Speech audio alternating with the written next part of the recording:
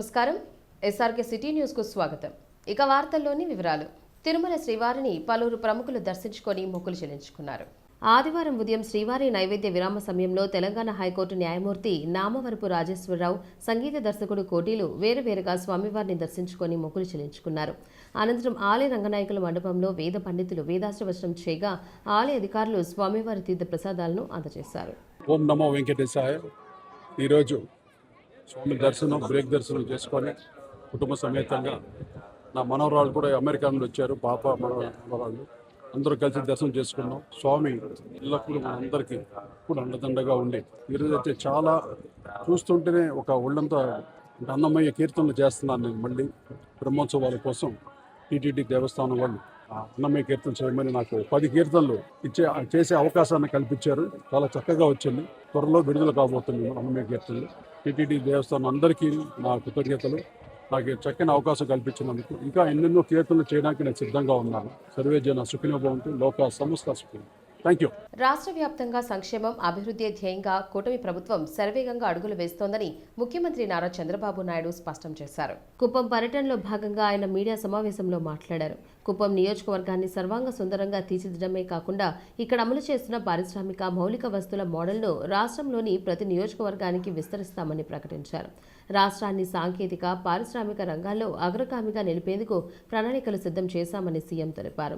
రాబోయే డిసెంబర్ నాటికి రాష్ట్రంలో క్వాంటం, సెమీ కండక్టర్ల విభాగంలో భారీ పెట్టుబడులు ఆకర్షించేందుకు ప్రయత్నిస్తున్నామని చెప్పారు. అలాగే ఆంధ్రప్రదేశ్లో తమ ప్రాజెక్టులను ఏర్పాటు చేస్తున్నట్లు వెల్లడించారు. కుప్పం నియోజకవర్గానికి గతంలో ఎన్నడూ లేనంతగా పారిశ్రామిక ప్రాజెక్టులు వస్తున్నాయని, రోడ్లు, కమ్యూనికేషన్ నెట్వర్క్ను అనుసంధానిస్తూ కనెక్టివిటీ పెంచుతున్నామని పేర్కొన్నారు. పరిశ్రమలతో పాటు పర్యావరణ పరిరక్షణకు, పచ్చదనానికి ప్రభుత్వం పెద్దపీట వేస్తుందని చంద్రబాబు తెలిపారు. ఇంధన రంగంలో సౌర, పవన విద్యుత్ ఉత్పత్తితో పాటు సరికొత్త విద్యుత్ సరఫరా విధానాలను అందుబాటులోకి తెస్తామని అన్నారు. వాళ్ళ యొక్క ఫీల్డ్స్ మీరు పోయి చూస్తారు, వాళ్ళ అనుభవాలు వింటారు, మీరు అక్కడి నుంచి మారుస్తారు. 3-4 సంవత్సరాల్లో 100% ప్రకృతి సేద్యానికి మీరు వెళ్ళండి. మీ ఇండ్లపైనే కరెంట్ ఉత్పత్తి చేస్తాం, మీ పొలంలోనే కరెంట్ ఉత్పత్తి చేస్తాం, మీ ఇంటికి కూడా కరెంటు వాడుకోండి, మీ ట్రాక్టర్కి కూడా కరెంట్, ఎలక్ట్రికల్ ట్రాక్టర్ పెట్టుకోండి, దర్జాగా ఒక కారు కొనుక్కోండి, దానికి కూడా ఛార్జ్ చేసుకోండి. ఇంటికాడ వంట కూడా కరెంటుతోనే చేసుకునే పరిస్థితులు వచ్చాయి. కొత్త స్టవ్ వచ్చింది, వంట కూడా అయిపోతుంది. అంటే వంట ₹1 ఖర్చు లేదు. అదే సమయంలో కారులో తిరగడానికి ఖర్చు లేదు, ఇంటికి కరెంటు బిల్ లేదు, హాస్పిటల్కి పోయే పని లేదు. రెండవది లాభసాటిగా ఉంటుంది. టూరిజం బ్రహ్మాండంగా అభివృద్ధి అవుతుంది. ప్రపంచంలో ఉండే టూరిస్టులందరినీ మన ప్రకృతి సేద్యం చూడడానికి తీసుకొచ్చే బాధ్యత నాదని మరొక్కసారి అందరికి హామీ ఇస్తున్నా. ఎక్కడా ఇలాంటిది ఉండదు. 70% మన దగ్గర గ్రీన్ కవర్కి వెళ్తాం. ఇప్పుడు 50% వచ్చింది. తిరుపతి 89.9% తిరుమల పైన గ్రీన్ కవర్ ఉంది, పచ్చదనం ఉంది. ఇక్కడ 50 నుంచి 70-75కి వెళ్ళిపోతాం. రెండోది అందరి నీళ్లు తీసుకొచ్చాం. దీనివల్ల రాబోయే రోజుల్లో జలధారకు వెళ్తున్నాం. భూమిని జలాశయంగా చేసి 3 మీటర్స్ 6 మీటర్స్ అంటే వర్షాకాలం తర్వాత 3 మీటర్లో ఉంటుంది. మళ్ళీ ఎండాకాలం అవుతానే 6 మీటర్లో ఉంటుంది. 3 మీటర్లు వాడతాం. ఆ 3 మీటర్లు కూడా మీ పంప్ సెట్ కాడనే సోలార్ పెడతాం. మీరు ఒక్క పైసా ఖర్చు లేదు. నేనే మీకు సోలార్ పెట్టిస్తా, ఫ్రీగా పెట్టిస్తా. దర్జాగా మీరు ముందుకు వస్తే మొత్తం పెట్టేస్తాం. ఆ తర్వాత మీరు ఆలోచిస్తే మీ ఇంటి పైన కూడా మొన్న 8,000 సోలారు ప్యానల్స్ పెట్టించాం కుటుంబాలకి, ఎస్సీలకి, ఎస్టీలకి. ఓసీలకి, బీసీలకి 49,000 ఇప్పుడు శాంక్షన్ చేశాను. అంటే మనం ఉత్పత్తి చేసే కరెంటు సోలార్ కరెంటు, ఎక్కడా పొల్యూషన్ లేదు. మీరు తినే తిండి ప్రకృతి సేద్యం, నీళ్ళన్నీ భూగర్భ జలాలు పెంచుతాం. 20 ఇప్పుడే చెప్పాడు మిత్రుడు, ఒకప్పుడు 1400 అడుగులు అక్కడి నుంచి పాతాళ గంగను పైకి తీసుకొచ్చేవాళ్ళం. దానివల్ల వచ్చే నీళ్లు కూడా కంటామినేషన్ అయిపోయి ఫ్లోరైడ్ వచ్చేది. ఆ నీళ్లు తాగితే భగవంతుడు మనకందరికీ అన్ని సక్రమంగా ఇస్తే వికలాంగులుగా తయారయ్యే పరిస్థితికి వచ్చాం. ఇప్పుడు దీంతో ఇంకొక పక్క మార్పు వస్తుంది. రెండోది ఇండస్ట్రీస్ వస్తాయి. వ్యవసాయాన్ని ఎక్కువ అభివృద్ధి చేస్తున్నాం, మీరు గుర్తుపెట్టుకోవాలి. తిరుపతి నగరంలోని ఎంఆర్ఓ కార్యాలయం సమీపంలో వెలసిన శ్రీ లక్ష్మీ పద్మావతి సమేత ప్రసన్న వెంకటేశ్వర స్వామివారి దేవస్థానంలో ఆదివారం తెల్లవారుజామున ఆధ్యాత్మిక సంబరం అంబరాన్ని తాకింది.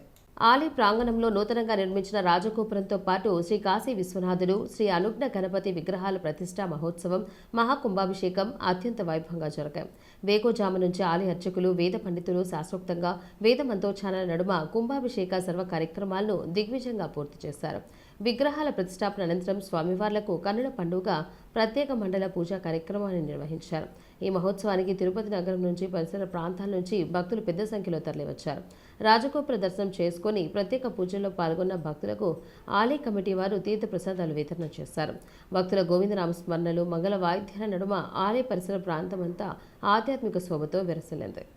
శ్రీ భూ సమేత శ్రీ ప్రసన్న వెంకటేశ్వర స్వామివారి యొక్క దేవస్థానం ఎంఆర్ఓ ఆఫీసు వందు మండల దీక్షాంతముగా స్వామివారికి అభిషేకం జరుగుతూ ఉన్నది. అట్లాగే అభిషేకం అనంతరము స్వామివారికి అగ్ని ప్రతిష్టాపన విశేషాది హోమాలతోటి పారమాత్మికము అట్లాగే ఉక్తహోమం అనేటువంటి విశేషాది హోమాలతోటి స్వామివారికి భక్తి శ్రద్ధలతో జరిపించడం జరుగుతున్నది. ఇక్కడ మనకు తిరుపతి సమీపంలో ఎంఆర్ఓ ఆఫీస్ దగ్గర వెంకటేశ్వర స్వామి, లక్ష్మీ పద్మావతి అమ్మవారు నిర్మించిన Sri MRO sir Venkateswara sir గారికి ఇక్కడ ఉన్న ప్రజలందరూ ఆయనకి రుణపడి ఉండాలి. ఆయన ఫ్యామిలీ బిందు మేడము అందరూ ఆరోగ్యంగా ఉండి వెంకటేశ్వర సార్ నిర్మించిన ఈ గుడి ఎంతో ఆరోగ్యంగా ఉండి ఈ గుడి నిర్మాణంని ఇట్లే కొనసాగించాలని మనస్ఫూర్తిగా కోరుకుంటున్నాము. ఫస్ట్ ఇక్కడ వెంకటేశ్వర స్వామి, లక్ష్మీ పద్మావతి అమ్మవారి విగ్రహం చూస్తే స్వామివారు ఒకసారి చెప్పారు, అమ్మవారి కుడివైపు లక్ష్మీ పద్మావతి ఫేస్ ఉంటుంది, ఎడంవైపు పద్మావతి అమ్మవారి ఫేస్ ఉంటుందని. మనం ఒక్కసారి గమనిస్తే అంత అద్భుతంగా ఉంది విగ్రహము, అంత అద్భుతంగా చెక్కారు. ఎవరు చెక్కారో కానీ వాళ్ళందరికీ రుణపడి ఉంటాము. ఇక్కడ వినాయక స్వామిని ప్రతిష్ఠించారు, కాశీ విశ్వేశ్వర స్వామి అనేసి కాశీ విశ్వేశ్వర స్వామిని ప్రదర్శించారు. ఇక్కడ ఈరోజు అభిషేకము చాలా అద్భుతంగా ప్రజలకి ఏదో సందేశం ఇవ్వాలన్న ఉద్దేశంతో అందరూ పాల్గొనాలని స్వామివారిని ఇక్కడ అభిషేకం జరిగింది. మనము ముందు అంతా కొత్త వీధిలోకి వెళ్ళే వాళ్ళము, వెంకటేశ్వర స్వామి దర్శనం కావాలంటే లేదా మంగాపురం వరకు వెళ్ళే వాళ్ళము. ఇప్పుడు ఇక్కడ ఉన్న ప్రజలు బైరాపట్టడి, అవిలాల దగ్గర సమీపంలో ఉన్న ప్రజలు ఇక్కడ స్వామివారు ఉన్నారు, కొలువై ఉన్నారు, మన కోసం వెంకటేశ్వర స్వామి ఇక్కడ కూడా కొలువై ఉన్నారనేసి మనకి చూపించారు సార్ వెంకటేశ్వర సార్. ఇక్కడ గుడి నిర్మాణించి మనకు కావాల్సిన కాబట్టి ఇక్కడున్న ప్రజలు అక్కడికి పోలేని ఎడల స్వామివారు కొండపైన వెంకటేశ్వర స్వామి ఇక్కడ ప్రత్యక్షంగా ఉన్నారని భావించి ఇక్కడ ప్రజలందరూ వచ్చి ఇక్కడ ఆయన అనుగ్రహం పొందాలనేసి నేను కూడా మనస్ఫూర్తిగా కోరుకుంటున్నాను. ధన్యవాదాలు. తిరుపతి నగరంలో ఆదివారం శరభయ్య యాదవ్ యువశక్తి సమావేశం అత్యంత వైభవంగా ప్రారంభమైంది. యాదవ్ సంఘం ప్రముఖ నాయకులు ఆర్ఆర్ యాదవ్ ఆధ్వర్యంలో నిర్వహించిన ఈ కార్యక్రమానికి యాదవ్ యువత నుంచి విశేష స్పందన లభించింది. సమావేశం సందర్భంగా సుమారు 1000 మంది యాదవ్ యువకులతో కలిసి నగరంలో భారీ బైక్ ర్యాలీని నిర్వహించి శక్తి చాటారు. ఈ భారీ బైక్ ర్యాలీలో ప్రముఖ టాలీవుడ్ సినీ హీరో నిఖిల్ ముఖ్య అతిథిగా పాల్గొని ప్రత్యేక ఆకర్షణగా నిలిచారు. యువతలో సరికొత్త ఉత్సాహాన్ని నింపుతూ ఆయన స్వయంగా బైక్ ర్యాలీలో పాల్గొన్నారు. ఈ కార్యక్రమంలో యాదవ్ సంఘం నాయకులు, యువశక్తి సభ్యులు, అభిమానులు మరియు స్థానిక ప్రజలు భారీ సంఖ్యలో తరలివచ్చి విజయవంతం చేశారు. ఈ సందర్భంగా యాదవ్ సంఘం నాయకులు ఆర్ఆర్ యాదవ్ మాట్లాడుతూ పవిత్ర పుణ్యక్షేత్రమైన తిరుమలలో శరభయ్య మఠాన్ని పునరుద్ధరించి ఆయన విగ్రహాన్ని ప్రతిష్ఠించాలని ప్రభుత్వాన్ని డిమాండ్ చేశారు. ఈ యువశక్తి సమావేశంలో యాదవ్ సంఘం పెద్దలు, ముఖ్య నాయకులతో కలిసి సమగ్రంగా చర్చించామని, తమ సామాజిక సమస్యలను ప్రభుత్వం దృష్టికి తీసుకువెళ్లి వాటి పరిష్కారం దిశగా బలమైన ముందడుగులు వేస్తామని ఆయన స్పష్టం చేశారు. ముందుగా అందరు మీడియా మిత్రులందరికీ చాలా థ్యాంక్స్ అండి, మీరు ఈరోజు వచ్చారు. ఎందుకంటే ఒక గొప్ప కార్యక్రమానికి మీరు అందరూ వచ్చారని చెప్పి మేము అనుకుంటున్నాము. ఈరోజు నన్ను రామచంద్ర యాదవ్ గారు ఇన్వైట్ చేశారు. ఎందుకు ఇన్వైట్ చేశారా అనుకుంటే, తిరుపతిలో ఒక గొప్ప కార్యక్రమం గురించి, శరభయ్య యాదవ్ గారి విగ్రహం గురించి, శరభయ్య యాదవ్ యూత్ అందరూ ఇక్కడ ఉన్నారు, లేక యువశక్తి ఇక్కడ ఉంది, యువసేన ఇక్కడ ఉన్నారు, వాళ్ళందరికీ సపోర్ట్ చేయడానికి నేను వచ్చాను. అండ్ అంటే ఇది మన చరిత్రలో చాలా గొప్ప గొప్ప విషయాలు మనం అప్పుడప్పుడు పట్టించుకోవాలి. అలా తిరుపతి దేవస్థానానికి, తిరుపతి ఆలయానికి చాలా చరిత్ర ఉంది. అది ఏంటంటే మనం శ్రీవారి రూపాన్ని మనం ఎప్పుడు మొదటి దర్శనం చేసుకుంది మన శరభయ్య యాదవ్ గారు. ఆయనకి ఏమాత్రం గుర్తు కానీ, ఏమాత్రం ఒక విగ్రహం కానీ లేదని చెప్పి అందరూ కోరుకుంటున్నారు గవర్నమెంట్ని, మన ఆంధ్రప్రదేశ్ గవర్నమెంట్ని. దట్ లైక్ ఒక రోడ్డు పేరు మొన్నే అనౌన్స్ చేశారు శరభయ్య యాదవ్ గారి పేరు మీద. కానీ ఇంత చరిత్ర ఉన్న ఆయన, ఇప్పుడు మనం అన్నమయ్య గురించి మాట్లాడుకుంటాం, అన్నమయ్య గారి గురించి సినిమాలు తీసాం, ఎన్నో గొప్ప లైక్ పుస్తకాలు రాశారు. వేగమాంబ గారి గురించి మనకి గుర్తులు ఉన్నాయి. అలాగే లైక్ తిరుమలలో కూడా ఆవిడ విగ్రహం ఉంది. అలాగే శరభయ్య యాదవ్ గారి విగ్రహం కూడా ఉండాలని చెప్పి కోరుకుంటూ నేను అందరికీ కూడా థ్యాంక్స్ చెప్పాలనుకుంటున్నాను. Brother, thank you so much. అందరూ చాలా లైక్ అంటే లైక్ నాకు సపోర్టే కాకుండా అందరికి కూడా లైక్ తిరుమలలో కూడా లైక్ భక్తులకు కానీ అందరికి కానీ చాలా బాగా చూసుకుంటూ. సో గైస్, ఐఎమ్ హియర్, మీరు సపోర్ట్ చేయాలని కోరుకుంటున్నాను. అండ్ ఆంధ్రప్రదేశ్ గవర్నమెంట్ నుంచి ఈ చిన్న రిక్వెస్ట్. అలాగే మీ అందరూ బైక్ అన్ని తీస్తున్నారు, మేము సేఫ్గానే వెళ్తాం. అలాగే వచ్చిన మీటింగ్ కూడా వెళ్తున్నాం. థ్యాంక్ యూ అండి, థ్యాంక్ యూ సార్. ఇప్పుడు నేను బేసిక్లీ తీస్తున్న సినిమాలు కార్తికేయ అండి. కార్తికేయ 2, కార్తికేయలో కూడా తెలియని చరిత్ర గురించి మనం మాట్లాడాం. అలాగే ఇండియా సినిమాలో కూడా మేము తెలియని ఒక వీర్ సావర్కర్ గారి గురించి చెప్తున్నాం. అలాగే కార్తికేయ 3లో కూడా అలాగే ఉంటుంది. సో నేను తీసిన సినిమాల తరహానే ఈరోజు కూడా ఈ చరిత్ర ఉన్న లైక్ శరభయ్య యాదవ్ గారి గురించి మేము మాట్లాడడానికి వచ్చాము. ఆయన విగ్రహం గురించి మేము వచ్చాము. సో అలాగే సపోర్ట్ చేయడానికి శరభయ్య యాదవ్ గారి యూత్ గురించి సో దాని గురించి ఉందండి. రిక్వెస్ట్ ఉందండి, 100% వాళ్ళు చేస్తారు. రోడ్ అనౌన్స్ చేస్తారు, అలాగే విగ్రహం ఇస్తారు. మఠంలో అయినా కానీ ఎక్కడి నుంచి ఆయన గుర్తుండాలని చెప్పి కోరుకుంటాం. ఈరోజు శ్రీమన్ శరభయ్య యాదవ్ యువశక్తి అనే ఒక కార్యక్రమాన్ని ఎందుకు పెట్టాల్సి వచ్చిందంటే, గతంలో మా పెద్దలతో కుల సంఘాల్లో పని చేయించినటువంటి అనుభవాలు ఉన్నాయి. దాంట్లో ఉన్నటువంటి తప్పులు మంచివి చూసుకొని యువతని ఒక మంచి దారిలో పెట్టాలనే ముఖ్య ఉద్దేశంతో యాదవ్ యువశక్తి అనేది పెట్టడం జరిగింది. అందులో భాగంగా తిరుమలలో ఎంతో చరిత్ర ఉంది. మజ్జిగ పోసే కాడి నుంచి, గుడి తలుపులు తెరిచే కాడి నుంచి, తొలి దర్శనం చివరి దర్శనం అనే కాడి వరకు, అదేవిధంగా ఆనంద నిలయం బంగారు తాపట కాడి నుంచి యాదవుల చరిత్ర ఉంది. కాబట్టి ఈరోజు యాదవుల మనోభావాలు దెబ్బతీసే విధంగా ఉండాలి. ఎందుకంటే బావాజీ మఠాలు ఉన్నాయి, కొన్ని కాటేజీలు ఉన్నాయి, కానీ చరిత్రలో తొలి దర్శనం చివరి దర్శనము అని శరభయ్య యాదవ మఠం లేదని మాకంతా కూడా బాధ కలుగుతూ ఉంది. అదేవిధంగా శరభయ్య యాదవ్ గారి విగ్రహం కూడా టీటీడీ వారిని, అదేవిధంగా ఇప్పుడున్న గవర్నమెంట్ గారిని మేము రిక్వెస్ట్ చేసుకుంటున్నాము. ఆయన విగ్రహాన్ని పెట్టాలని. అదేవిధంగా ఎంతో చరిత్ర యాదవులది ఉంది. మాది ఈ తిరుమాడ వీధిలో బ్రహ్మోత్సవాల్లో ఈ జాతి ప్రదర్శనలు కూడా పెట్టాలని. ఎందుకంటే మా యాదవ్ కులంలో మొట్టమొదటిగా ఏ సంబరాలు చేసుకోవాలన్నా కూడా మా యాదవ ఇదితో ఆ జాటీలు కొట్టడము. అదేవిధంగా ఈ వెంగమామ అనే అన్నమయ్య కావచ్చు, వెంగమామ అనే కావచ్చు, ఇట్లాంటి విగ్రహాలు కూడా ఉన్నాయి. అదేవిధంగా మా యాదవుడి విగ్రహం, శరభయ్య యాదవ్ విగ్రహం కూడా పెట్టాలని మా యాదవ్ యూత్ అంతా కూడా కోరుకుంటుంది. ఇంకొకటి, పెరుగు ఎప్పుడు నుంచో గొల్ల మండపంలో నుంచి ఆమె స్వామివారికి వచ్చిపోయే భక్తులకు మజ్జిగ దానం కూడా చేస్తూ ఉంది. అది ఆ చరిత్రను చెడిపోకుండా ఉండాలంటే ఎవ్రీడే 2 అవర్స్ టీటీడీ గారు దాన్ని చొరవ తీసుకొని 2 గంటల సేపు మజ్జిగ పంపించాలని యాత్రికులకి మా తరపున యువ తరపున నుంచి రిక్వెస్ట్ చేసుకున్నాం. జై యాదవ్, జై మాధవ్. ప్రజల్లో ఆస్తి హక్కులపై పరిరక్షణ, చట్టపరమైన అవగాహన కల్పించడమే కాకుండా భూ సంబంధిత సమస్యల పరిష్కారానికి తగిన న్యాయం, సహాయం అందించడమే లక్ష్యంగా తిరుపతిలో ఆస్తి హక్కుల కేంద్రం కార్యాలయం ఆదివారం ఘనంగా ప్రారంభమైంది. సెంటర్ ఫర్ లిబర్టీ ఆధ్వర్యంలో ఈ నూతన కార్యాలయాన్ని ఏర్పాటు చేశారు. ఈ ప్రారంభోత్సవ కార్యక్రమానికి ముఖ్య అతిథులుగా సీనియర్ ఐపీఎస్ అధికారి ఏబి వెంకటేశ్వరరావు, ప్రముఖ విశ్లేషకులు నలమోతు చక్రవర్తి హాజరై ప్రసంగించనున్నారు. ప్రపంచంలో ఏ దేశమైనా నాగరికత వ్యవసాయంతోనే మొదలైంది. నాగరికత మొదలైనప్పుడు వ్యవసాయం, భూముల మీద హక్కులు ఇవన్నీ ప్రజలకు ఉండేవి. వేరు దేశాల్లో వేరు రకాలుగా ఈ భూమి మీద హక్కులు రైతులకు దఖలపడినాయి.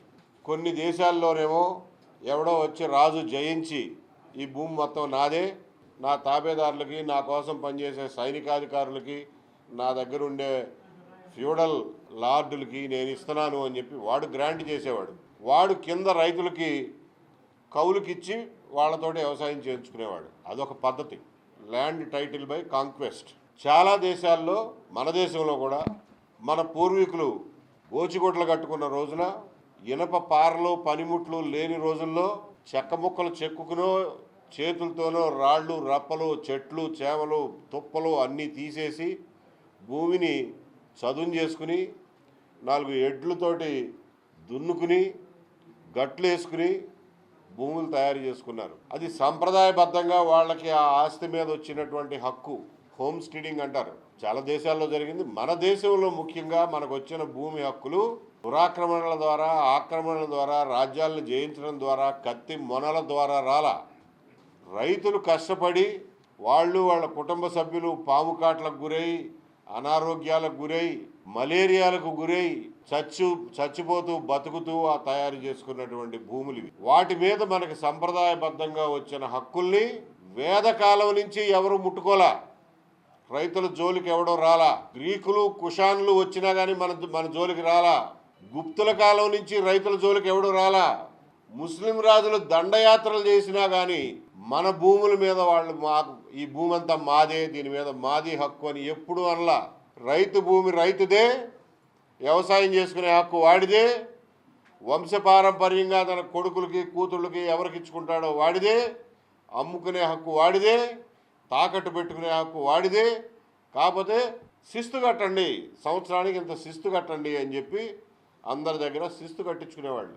ఆ శిస్తు కట్టడం కోసం, ఎవరి దగ్గర ఎంత శిస్తు వసూలు చేయడం తెలియటం కోసం, ఇదిగో ఈ చెక్క 4 అంకణాలు అంటారో, 4 ఎకరాలు అంటారో, రకరకాల విస్తీర్ణం యూనిట్లలో పలానా రైతుది అని చెప్పి అప్పుడు వచ్చి రాని కాగితాలు లేవు, ప్రింటింగ్ లేదు. ఆ రోజుల్లో చెక్క ముక్కల మీద రాసేవాళ్ళు, ఏమి రాసేవాళ్ళు, లేకపోతే గ్రామంలో అందరూ ఇది పుల్లయ్యదేనావా, మేము ఎవరు కాదంటలేదు అని చెప్పి అందరూ ఒప్పుకున్న పరిస్థితుల్లో రైతుల హక్కులు పరిరక్షించబడినాయి. ముస్లిం దండయాత్రల తర్వాత కూడా. ఎందుకంటే బతిమాలితే రావణుడు ఏమన్నా ఇచ్చాడా? మండోదరి మాట ఏమన్నా విన్నాడా? హనుమంతుడు వెళ్ళి బతిమాలితే ఇచ్చాడా? యుద్ధం చేస్తేనే ఇచ్చాడు. లేకపోతే ఈ రావణులు, ఈ కుంభకర్ణులు, ఈ ఇంద్రజిత్తులు, ఈ దేవాంతకులు, ఈ నరాంతకులు వీళ్ళందరూ కలిసి సీతాదేవిని ఇడిపించే పరిస్థితిలో లేరు. రావణుడికి 10 తలకాయలు ఉన్నట్టే ఈ రోజున మన భూమిని ఎత్తుకుపోయిన వాళ్ళకి ఒకళ్ళ ఎంఆర్ఓ పేరు మీద, ఆర్డీఓ పేరు మీద, విఆర్ఓ పేరు మీద, బ్రోకర్ల పేరు మీద, ఎమ్మెల్యేల పేరు మీద, జాయింట్ కలెక్టర్ల పేరు మీద, కలెక్టర్ పేరు మీద, సీసీఎల్ఏ పేరు మీద ఇన్ని తలకాయలు ఉన్నాయి. ఒక తలకాయకి అన్నం పెట్టినా మిగిలిన 9 తలకాయలు మా సంగతి ఏంటంటున్నాయి. కాబట్టి ఈ 10 తలకాయల రావణుడిని పడగొట్టాలంటే, మన సీతాదేవిని మనం రక్షించుకోవాలంటే బాణం వేయాల్సిందే, యుద్ధం చేయాల్సిందే. శ్రీరాముడు 2 చేతులతోనూ బాణాలు వేశాడు. మనకు ఆ అవసరం కూడా లేదు. మనకి ఈ రావణుడిని పడగొట్టడానికి 1 వేలు చాలు బటన్ నొక్కటానికి. కాబట్టి ఖబర్దార్ అని చెప్తున్నాం. మర్యాదగా మాకెవరికి తెలియకుండా, నోటీస్ ఇవ్వకుండా సీతాదేవి తల్లి లాంటి మా భూముల్ని ఎత్తుకుపోయి శ్రీలంకలో 22A దాచిపెట్టావో దాన్ని బేషరతుగా తిరిగి మాకు అప్పచెప్పండి. అందులో మీకు ఏమన్నా క్లెయిమ్ ఉంటే, ప్రభుత్వ భూమి ఉంటే మాకు నోటీస్ ఇచ్చి మాట్లాడండి.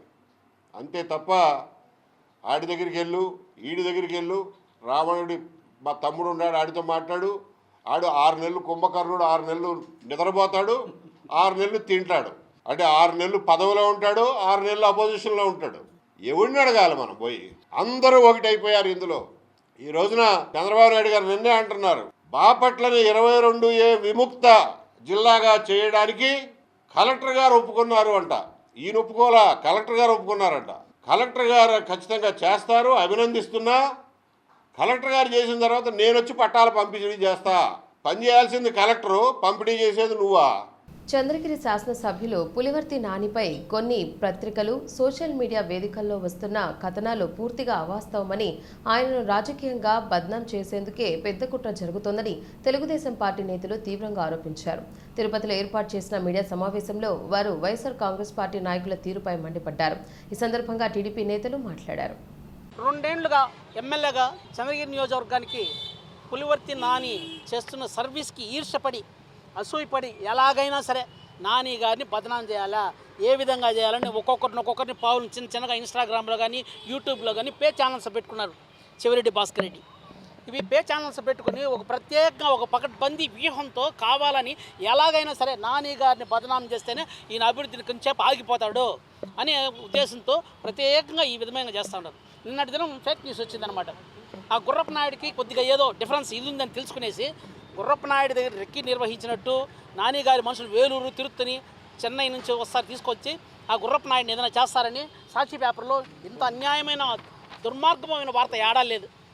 ఎందుకంటే కేవలం నాని గారిని రౌడీ ఏదో సృష్టించాలని ఈ విధంగా చిత్తూరు నుంచి వచ్చాడు ఈ విధంగా చేస్తున్నాడని చెప్పాలని ఎంతెంతో ప్రయత్నం చేసేదానికి దాన్ని సక్సెస్ కాలేకపోయినాడు. ఎందుకంటే 14 నుంచి 19 నుంచి చెప్తానే ఉన్నాడు. 24లో వాళ్ళు ఈయన చెప్పింది వాళ్ళు ఏం ఒప్పుకోలేదు.